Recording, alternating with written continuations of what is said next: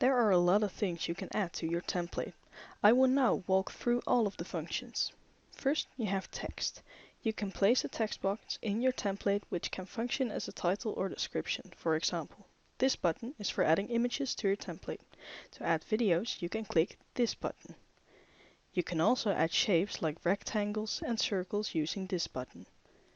With this button, you can add websites to your template. Using this button, you can add a ticker tape to your template. A ticker tape can be used to display the news, for example. The calendar button can be used to add the time and date to your template.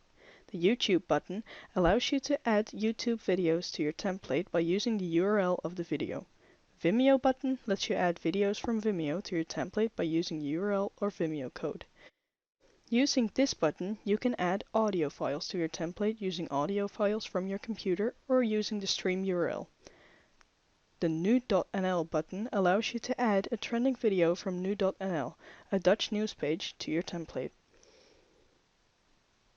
With this button, you can add images from your computer in a slideshow, which you can add to your template.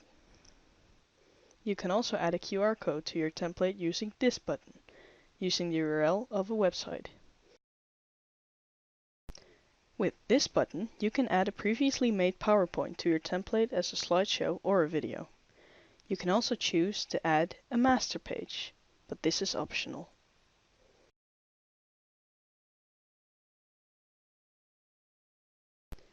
Your template is built up out of layers. All the things you add are your layers.